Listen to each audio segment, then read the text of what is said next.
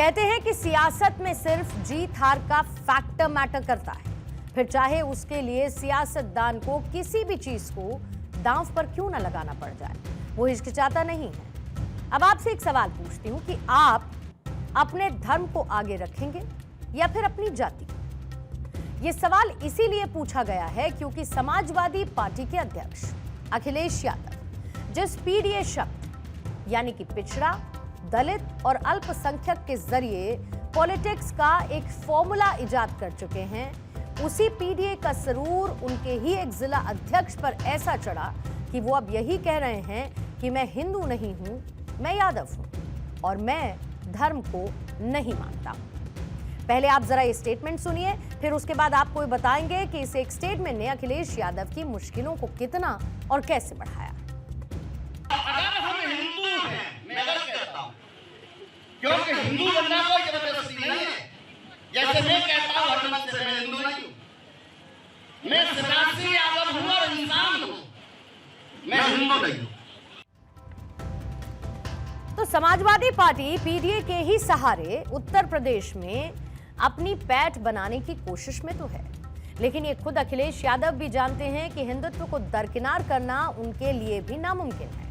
खुद अखिलेश यादव भी पीडीए से पहले खुद को हिंदू बताते हैं और ऐसी एक तस्वीर नहीं बल्कि कई तस्वीरें हैं। साल 2025 में हुए महाकुंभ में अखिलेश यादव ने संगम में पवित्र डुबकी लगाई और वहां के संतों से आशीर्वाद लिया। साल 2024 में चुनाव प्रचार के दौरान वो कन्नौज के गौरी शंकर मंदिर पहुंचे।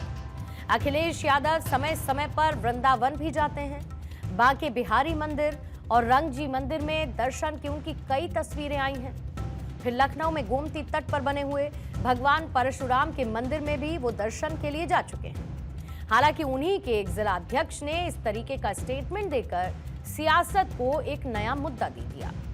समाजवादी पार्टी की तरफ से लगाई गई पीडीए पाठशाला में उन्होंने ये बात कह दी। हालांकि अब इस पर राजनीति भी तेज हो गई है। देखिए, समाजवादी पार्टी अखिलेश यादव प्रतिदिन कुछ इस तरह का कृत्य या बयान देते हैं जो हिंदू धर्म, सनातन धर्म के खिलाफ हो, और ये बयान फिरोजाबाद के अध्यक्ष का नहीं है बल्कि अखिलेश यादव के इशारे पर दिया गया बयान है जो सनातन धर्म की स्थापित मान्यता के भी खिलाफ है और जो हिंदू धर्म है उसको बांटने वाला बयान है। लेकिन उत्तर प्रदेश की जनता अखिलेश यादव के इस खेल को समझती है। उनके द्वारा जो सनातन धर्म के विरुद्ध कार्य किए जा रहे हैं उसको भी देख रही है। समय आने पर जनता ही जवाब देगी। शिवराज सिंह यादव फिरोजाबाद से समाजवादी पार्टी के जिला अध्यक्ष हैं। धर्म किसी का भी व्यक्तिगत मामला हो सकता है, उसे मानना या ना मानना ये किसी भी शख्स के ऊपर निर्भर करता है, उसकी इंडिविजुअल चॉइस है। लेकिन सनातन पर हर बार सियासत ही हुई है। जिस तरीके से समाजवादी पार्टी के जिला अध्यक्ष ने खुद को हिंदू ना बताकर पीडीए बताया, उसमें राजनीति ही दिखती है। लेकिन आज हम हर उस शख्स को सनातन के बारे में बताएंगे जिसके लिए हिंदू धर्म का अपमान करना मानो आम बात है। सनातन का धर्म है जिसका कोई अंत नहीं।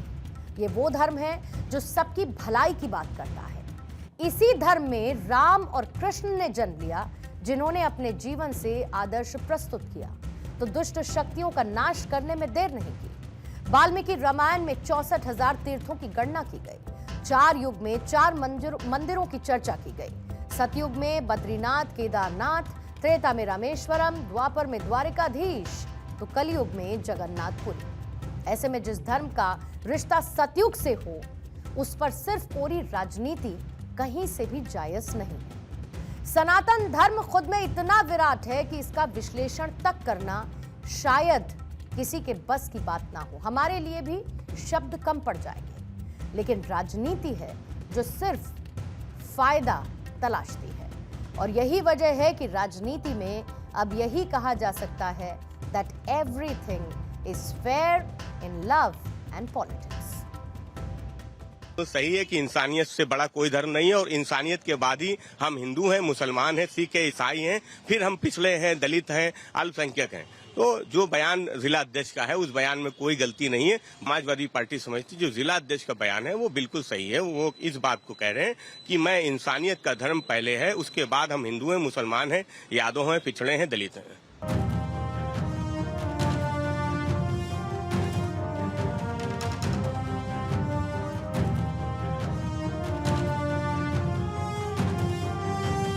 तो धर्म किसी इंसान को नीचा कर दे, मैं उस धर्म को कदापि नहीं मानता, कभी नहीं मानता।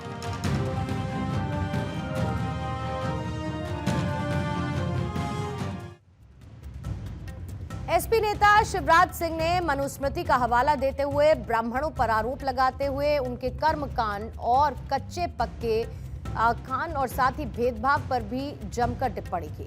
उनके इस बयान को लेकर प्रदेश में एक नई बहस भी छिड़ गई है, क्योंकि सियासी जानकारों का मानना है कि सपा नेता का यह बयान 2027 के चुनाव से पहले पार्टी की मुसीबत को बढ़ा सकता है, और वो भी ऐसे समय में जब सपा अगड़ी जाति खासकर ब्राह्मण विधायकों को रिझाने में जुटी है। ऐसे में इस तरीके के स्टेटमेंट जहां सपा को डेंट पहुंचा सकते हैं, तो दूसरी तरफ इसका फायदा बीजेपी को जरूर मिल सकता है, जिसके हिंदुत्व कार्ड की अभी तक कोई भी पॉलिटिकल पार्टी तोड़ नहीं निकाल पाई है।